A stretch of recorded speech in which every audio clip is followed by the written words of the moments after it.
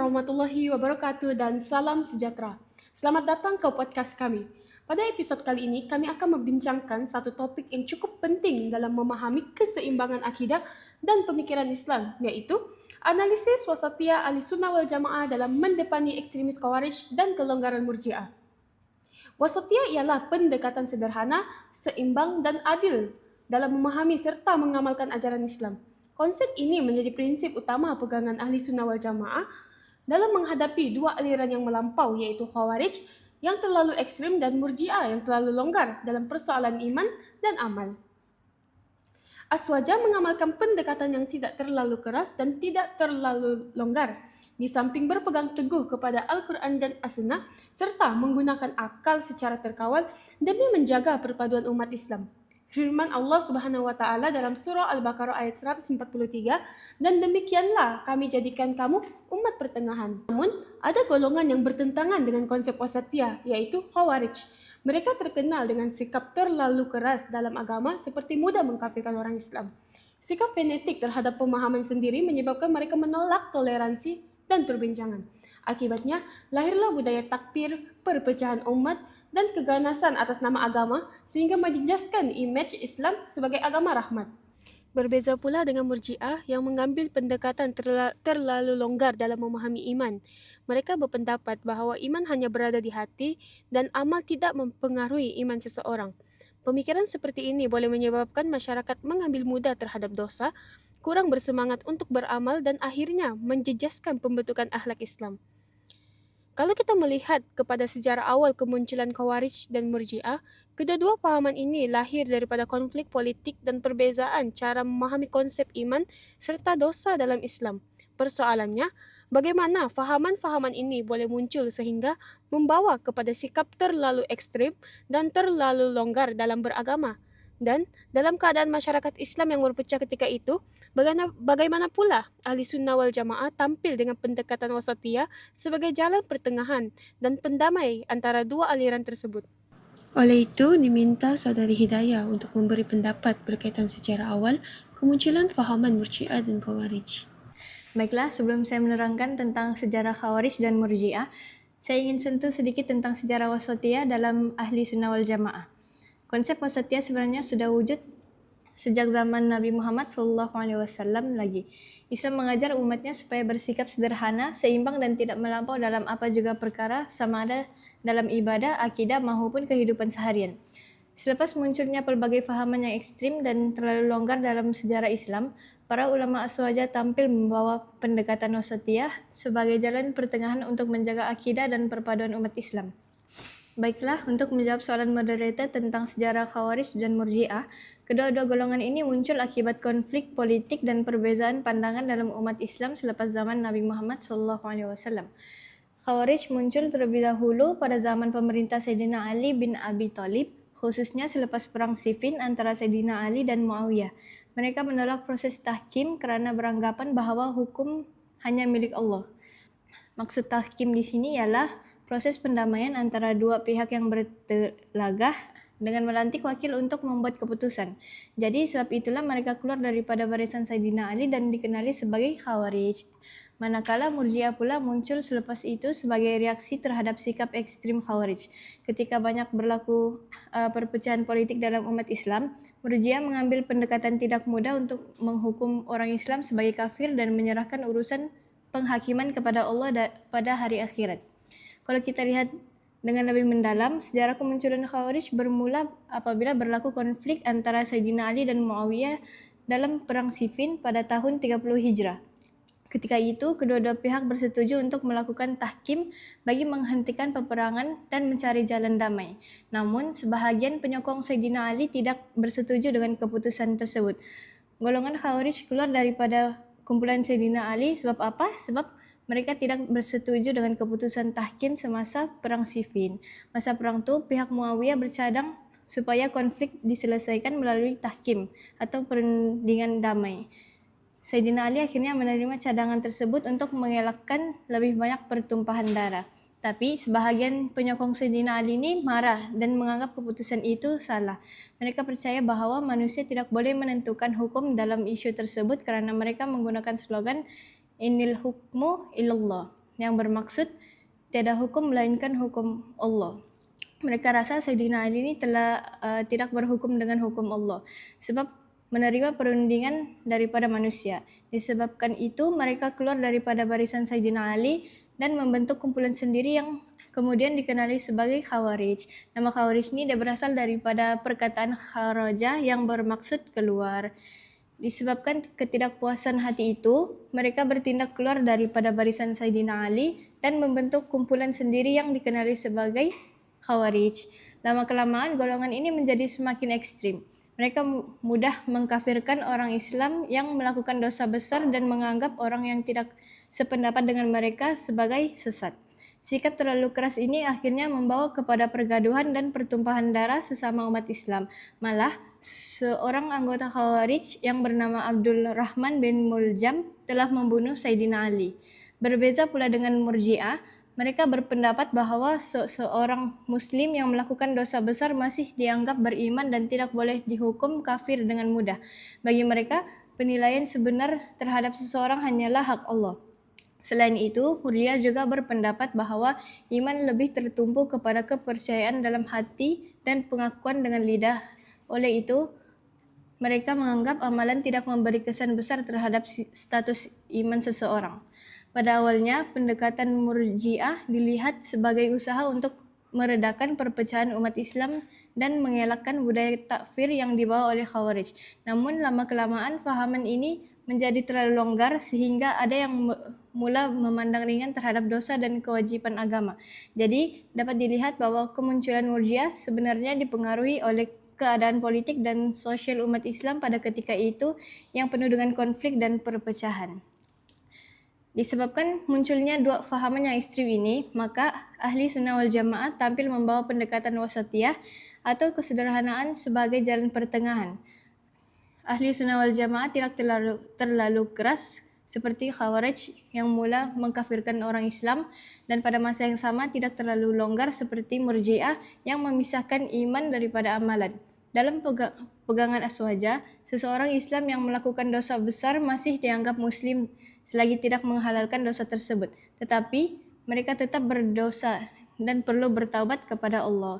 Selain itu, Aswaja juga menegaskan bahwa iman bukan sekadar percaya dalam hati sahaja, tetapi turut melibatkan ucapan dan amalan. Ini menunjukkan pendekatan wasatiyah yang seimbang antara akidah dan amalan.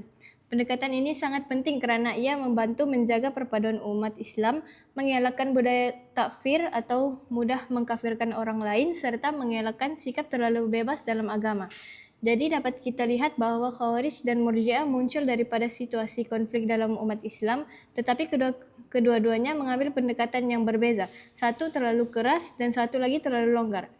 Oleh itu, wasatiyah Aswaja menjadi jalan pertengahan terbaik dalam memastikan umat Islam memahami agama secara seimbang dan harmoni. Setakat ini, itu sahaja daripada saya sejarah berkaitan kemunculan awal pahaman Khawarij dan Murji'ah, serta bagaimana Aswaja tampil dengan pendekatan wasatiyah.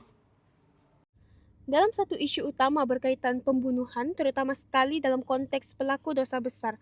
Pada pendapat Saudari Diana, bagaimanakah pahaman Khawarij dan Murji'ah ini mentafsir orang yang melakukan dosa besar?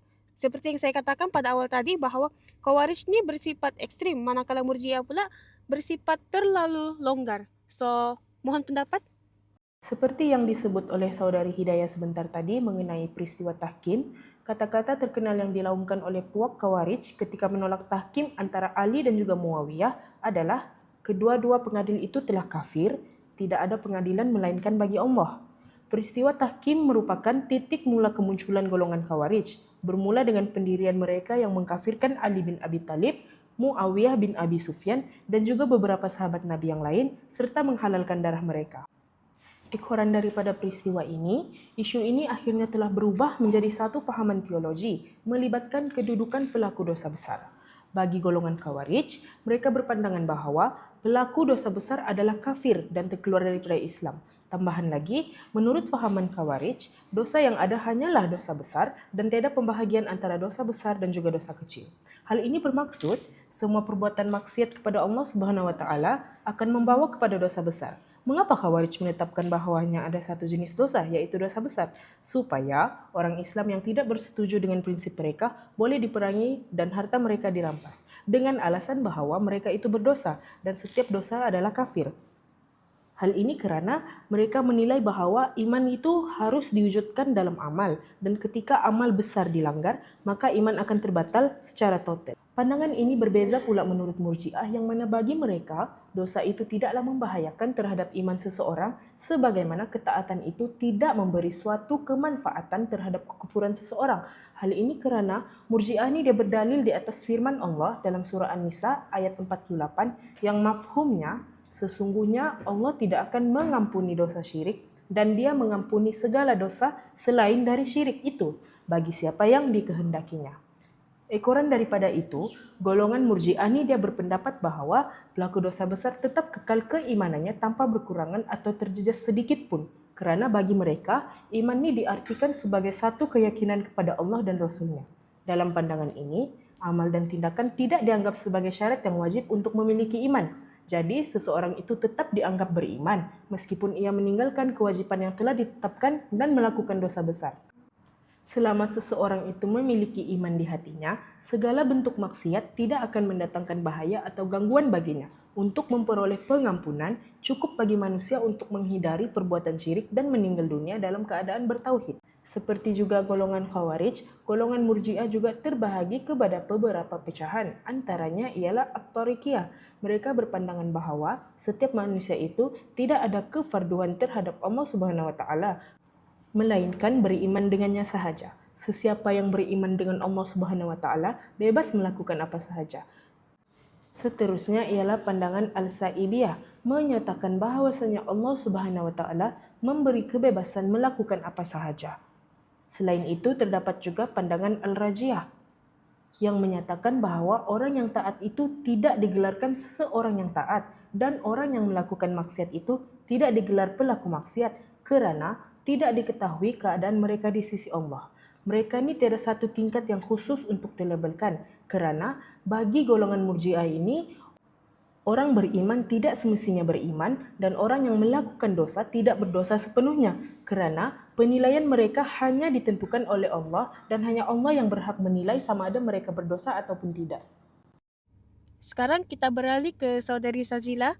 Seperti yang dikatakan oleh Saudari Diana sebentar tadi, beliau ada menyebut tentang mudah mengkafirkan pelaku dosa besar. Dalam konteks isu kafir mengkafir sesama orang Islam ini, bagaimana pula fahaman Khawarij dan Murji'ah menganggap orang yang bersikap takfir itu? Mohon pendapat. Terima kasih di atas soalan yang telah diajukan sebentar tadi. Saya akan membawa anda bersama-sama menelusuri. Dalam konteks isu kafir, isu takfir mula menjadi perbahasan besar selepas munculnya golongan Khawarij yang terlalu mudah mengkafirkan umat Islam hanya kerana dosa besar ataupun perbezaan pandangan politik. Sebagai reaksi terhadap sikap tersebut, muncul pula golongan Murji'ah yang mana ianya terlalu longgar sehingga memisahkan iman daripada amalan. Dalam menghadapi dua aliran yang bertentangan ini, Ahli Sunnah wal Jamaah dia tampil dengan pendekatan yang sederhana dan juga seimbang. Pandangan ekstremis Khawarij terhadap isu takfir, di mana Khawarij merupakan golongan yang paling ekstrem dalam isu takfir. Mereka berpendapat bahawa sesiapa sahaja yang melakukan dosa besar seperti membunuh, berzina, mencuri ataupun tidak menghukum dengan hukum Allah telah menjadi kafir dan keluar daripada Islam. Menurut mereka, iman dan amal tidak boleh dipisahkan, di mana apabila seseorang ni dia melakukan dosa besar, maka imannya gugur sepenuhnya. Golongan Khawarij menggunakan ayat Al-Quran secara literal tanpa memahami tafsiran para ulama firman Allah dalam surah Al-Ma'idah ayat 44 yang bermaksud, dan sesiapa yang tidak berhukum dengan apa yang diturunkan oleh Allah, maka mereka itulah orang-orang yang kafir. Mereka memahami ayat ini secara mutlak lalu menghukum kafir sesiapa yang melakukan maksiat atau kesalahan besar. Akibatnya, mereka bukan sahaja mengkafirkan pelaku dosa besar, bahkan mereka menghalalkan darah orang Islam yang tidak sehaluan daripada mereka. Dalam sejarah Islam, Khawarij pernah mengkafirkan Sayyidina Ali bin Abi Thalib kerana menerima tahkim dalam konflik politik. Mereka juga menganggap membunuh orang yang dikafirkan sebagai ibadah dan juga jihad. Pendekatan ini akhirnya melahirkan budaya keganasan, pemberontakan dan pertumpahan darah dalam kalangan umat Islam. Ibnu Khatir meriwayatkan bahawa Sayyidina Ali sendiri sendiri memerangi Khawarij kerana bahaya pemikiran mereka yang mudah mengkafirkan umat Islam. Seterusnya saya akan membahaskan mengenai aliran Murji'ah dan pandangan mereka terhadap isu takfir ataupun mengkafirkan seseorang Muslim, di mana Murji'ah ini merupakan satu aliran pemikiran dalam sejarah akidah Islam yang muncul sebagai reaksi terhadap golongan Khawarij. Jika Khawarij ni terlalu mudah untuk mengkafirkan pelaku dosa besar, Murji'ah ini pula dia mengambil pendekatan yang bertentangan, di mana mereka menangguhkan penghakiman terhadap pelaku dosa besar dan menyerahkan urusannya kepada Allah. Perkataan Murji'ah ini sendiri dia berasal daripada bahasa Arab, iaitu irja' yang bermaksud menangguhkan ataupun penundaan penghakiman akhir terhadap pelaku dosa besar sehingga hari kiamat. Di mana maksudnya mereka tidak menghukum seseorang Muslim ni sebagai kafir hanya kerana melakukan dosa besar. Dalam konteks pembunuhan, mereka berpandangan bahawa pembunuh tetap dianggap seorang mukmin dan pembunuhan hanyalah satu dosa besar dan jenayah moral, dan ianya bukan isu akidah yang akan membatalkan iman seseorang. Mereka juga menolak amalan takfir, iaitu mengkafirkan Muslim yang melakukan dosa besar. Bagi Murji'ah, iman ni dia terletak di dalam hati dan bukannya pada perbuatan semata-mata. Oleh itu, walaupun seseorang ni dia melakukan maksiat ataupun jenayah sebesar apapun, imannya masih dianggap wujud. Namun begitu, Murji'ah ni dia tidak menolak kewujudan hukuman jenayah dalam Islam. Pembunuh tetap boleh dikenakan hukuman qisas ataupun hukuman syarak yang lain, tetapi hukuman itu dia tidak akan menjadikan dirinya kafir. Kesimpulannya, Murji'ah ni dia tegas, pembunuhan ni dia tidak akan membatalkan iman seseorang selagi mana dia masih beriman kepada Allah. Mereka menolak takfir dan menyerahkan penghakiman akhir ni kepada Allah. Walaupun begitu, pandangan mereka ni dianggap terlalu longgar oleh sebahagian ulama kerana seolah-olah mereka ni memisahkan iman daripada amalan. Sedangkan seperti yang kita sedia maklum, iman dan amalan ni dia berjalan seiring. Oleh sebab itu, majoriti ulama Islam tidak menerima pandangan Murji'ah sebagai pegangan yang tepat kerana ianya memisahkan hubungan antara iman dan amal secara berlebihan. Okey, kita sudah mendengar berkaitan isu pembunuhan dalam konteks pelaku dosa besar dan isu kafir mengkafir sesama Islam menurut fahaman Khawarij dan Murji'ah. Soalan saya dalam menghadapi dua aliran yang bertentangan seperti Khawarij dan Murji'ah, bagaimanakah pendekatan wasatiyah mewujudkan keseimbangan antara dua fahaman yang bertentangan itu? Terima kasih kepada Cik Moderator untuk soalan sebentar tadi. Untuk menjawab soalan itu, dalam mendepani dua bentuk ekstremis ni, Ahli Sunnah wal Jamaah dia tampil dengan pendekatan wasatiyah yang seimbang. Dalam isu pelaku dosa besar seperti pembunuhan, aliran Aswajah ni seperti Asy'ariyah, Maturidiyah berkongsi pendirian yang sama, iaitu tidak mengkafirkan pelaku dosa besar seperti Khawarij dan tidak pula memandang ringan dosa seperti Murji'ah. Sebaliknya, mereka berpandangan bahawa pelaku dosa besar ni dia masih Muslim selagi tidak menghalalkan perbuatannya, namun dia tetap melakukan dosa besar dan wajib bertaubat kepada Allah. Pendekatan ini dia menunjukkan bahawa prinsip wasatiyah aswajah yang seimbang antara ketegasan terhadap dosa dan harapan kepada rahmat Allah.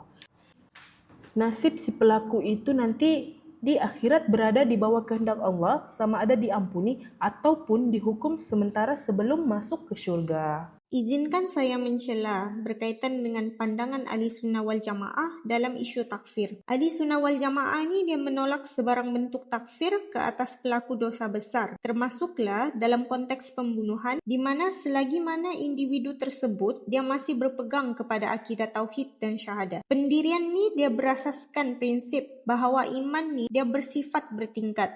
Keimanan seseorang ni dia boleh meningkat dengan ketaatan dan juga dia boleh menurun dengan kemaksiatan. Namun demikian, keimanan seseorang ni dia tidak akan gugur secara keseluruhan hanya kerana dia melakukan dosa besar. Hal ini dia selaras dengan pandangan Ibnu Taimiyah yang menyatakan bahawa Ahli Sunnah wal Jamaah telah bersepakat seseorang Muslim yang melakukan pembunuhan tetap dikategorikan sebagai Muslim yang fasik dan bukannya kafir. Ahli Sunnah wal Jamaah menetapkan bahawa takfir ni adalah hukum syar'i yang hak penentuannya hanya terletak kepada Allah dan Rasulullah, dan ianya tidak boleh dijatuhkan sesuka hati terhadap seorang muslim. Sementara itu, Ahli Sunnah wal Jamaah ini juga mengambil pendekatan bahwa untuk tidak menghukumi pelaku dosa besar ini dengan kekafiran. Sebaliknya, menghukumi sebagai satu bentuk kefasikan dan juga kurangnya iman. Apa yang saya boleh simpulkan di sini, isu takfir dalam konteks pembunuhan dari sudut pandang Murji'ah dan juga Khawarij, di mana Khawarij berpandangan pelaku pembunuhan ini adalah kafir dan darahnya adalah halal untuk diambil. Manakala Murji'ah pula pembunuh tetap mukmin tetapi hukumannya ditunda dan diserahkan kepada Allah. Oleh itu, Ahli Sunnah wal Jamaah ni dia mengambil satu pendekatan yang seimbang, berpandangan bahawa pembunuh adalah seorang muslim yang berdosa ataupun digelar sebagai fasik,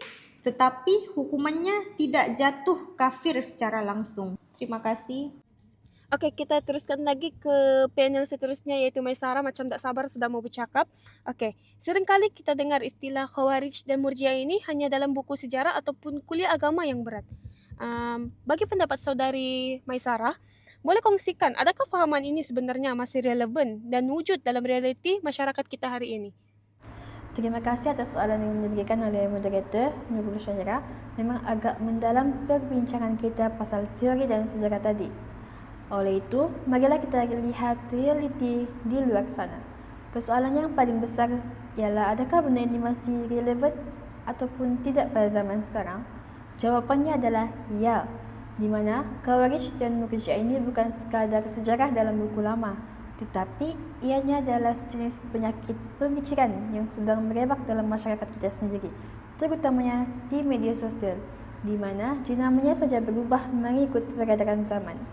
Pertama sekali, apabila kita tengok fenomena Khawarij moden, kalau dulu fahaman ini mengangkat pedang di padang pasir, namun sekarang mereka memanfaatkan teknologi semasa di mana mereka menggunakan papat kekunci di media sosial, iaitu munculnya budaya takfiri, di mana individu dengan sangat mudah melabel saudara se-Islam sebagai sesat, kafir atau ahli neraka hanya disebabkan perbezaan ijtihad ataupun pandangan politik. Logik mereka sebiji macam Khawarij dulu. Siapa tak ikut cara aku, dia adalah musuh Allah. Ini sangat bahaya sebab membawa kepada radikalisme dan keganasan seperti kumpulan ISIS yang menghalalkan darah sesama Muslim.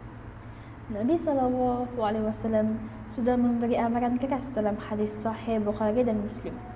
Sesiapa yang memanggil saudaranya dengan panggilan wahai kafir, maka salah seorang daripada mereka pasti akan menanggung gelaran itu. Inilah kesannya kalau kita terlalu keras, kita bukan saja memecah belahkan umat, tetapi kita juga merosakkan imej Islam itu sendiri, sehingga timbulnya Islamofobia di seluruh dunia. Orang luar nampak Islam itu agama yang kasar, sedangkan kita semua adalah agama yang rahmah. Tapi kita juga perlu berhati-hati dengan satu lagi ekstrem yang bertentangan, yaitu Murji'ah moden yang datang dalam bentuk liberalisme agama. Kalau Khawarij tadi terlalu panas, yang ini pula terlalu sejuk ataupun acuh tak acuh, di mana fahaman ini membawa fahaman yang penting hati baik, soal pakai tudung, solat atau buat maksiat tu urusan pribadi dengan Tuhan. Fahaman ini memisahkan iman daripada amal. Ini merupakan satu penipuan dalam beragama, di mana Allah Subhanahu Wa Taala berfirman dalam surah Al-Ashr ayat 3, melainkan orang-orang yang beriman dan beramal soleh. Nampak di situ Allah tidak sebut iman, tapi mesti juga diiringi dengan amal yang soleh. Kalau kita terlalu longgar, akhirnya agama kita akan jadi kosong. Maksiat akan dinormalisasikan atas dasar kebebasan pribadi dan syariat Islam akan dipandang remeh seolah-olah tidak penting. Namun, apabila kita menelusuri apakah punca penyakit ini merebak, yaitu berguru dengan algoritma, di mana ramai anak muda belia hari ini belajar agama hanya melalui potongan video pendek 15 saat di TikTok, tanpa melihat konteks sebenar, tanpa mengkaji adakah perkara itu sahih ataupun tidak. Inilah berbezanya dengan manhaj Ahli Sunnah wal Jamaah yang mementingkan ilmu talaqi, yaitu berguru secara bersemuka dengan ulama yang mempunyai sanad yang jelas. Jangan sesekali kita jadi hakim sendiri di media sosial hanya berpandukan kepada emosi tanpa merujuk kepada institusi agama yang sah seperti pejabat mufti. Selain itu, kesan pemikiran ekstrim ini bukan sahaja pada individu, tapi pada kestabilan negara. Bayangkan kalau budaya takfir ini masuk dalam masyarakat kita yang berbilang kaum, boleh mencetuskan huru-hara dan pergaduhan sesama manusia dan masyarakat. Begitu juga dengan fahaman liberal yang melampau, boleh meruntuhkan institusi keluarga dan nilai moral yang selama ini menjadi tunjang kepada keharmonian sejagat. Jadi, persoalannya bagaimanakah kita hendak mendepani dua ancaman ini? Inilah pentingnya kita kembali kepada manhaj wasatiyah ahli sunnah wal jamaah, di mana Allah sebut dalam surah Al-Baqarah ayat 143, dan demikianlah kami jadikan kamu umat Islam sebagai umatan wasatan, umat yang adil dan pertengahan. Dalam aplikasi hari ini, wasatiyah bermaksud kita ada adab berbeza pendapat. Kita tidak boleh jadi macam Khawarij yang sikit-sikit menghasut orang untuk membenci pemimpin atau menghukum orang sesuka hati. Tapi kita juga tidak boleh jadi macam Murji'ah yang diam atau redo apabila ada maksiat yang berlaku di depan mata. Kita perlu tegur secara berhikmah, ikut saluran yang betul, dan yang paling penting, kita bawa mesej keamanan. Sebagai kesimpulan, wasatiyah ini ibarat memandu kereta. Kalau kita pusing steering terlalu kanan, Khawarij, kita akan jatuh ke dalam gaung ekstremisme. Tapi kalau kita pusing terlalu kiri, yaitu Murji'ah, kita masuk dalam parit liberalisme. Peganglah pada manhaj ahli sunnah wal jamaah sebagai steering yang betul untuk jaga akidah kita, dan dalam masa yang sama untuk kita kekalkan keamanan serta rahmah dalam masyarakat kita yang berbilang kaum ini. Sekian, itu sahaja daripada saya. Sebagai penutup perbincangan kami pada hari ini, dapat saya simpulkan, wasatiyah jelas menunjukkan bahawa Islam menolak segala bentuk ekstremis dan juga sikap terlalu longgar dalam beragama. Khawarij membawa pendekatan yang keras sehingga mudah menghukum dan mengkafirkan, manakala Murji'ah pula terlalu longgar sehingga memisahkan iman dan amal. Dalam situasi ini, Ahli Sunnah wal Jamaah tampil dengan pendekatan pertengahan yang lebih seimbang, adil, dan berpandukan Al-Quran serta As-Sunnah. Pendekatan wasatiyah ini bukan sahaja penting dalam memahami akidah, malah sangat relevan dalam kehidupan masyarakat hari ini bagi mengelakkan perpecahan, budaya takfir dan sikap memandang ringan terhadap agama. Oleh itu, sebagai umat Islam, kita perlu memahami agama secara sederhana dan berilmu agar dapat mengekalkan perpaduan serta keharmonian ummah. Sekian sahaja perbincangan kita pada hari ini. Terima kasih kerana bersama kami dan semoga perkongsian ini memberi manfaat kepada semua. Assalamualaikum warahmatullahi wabarakatuh.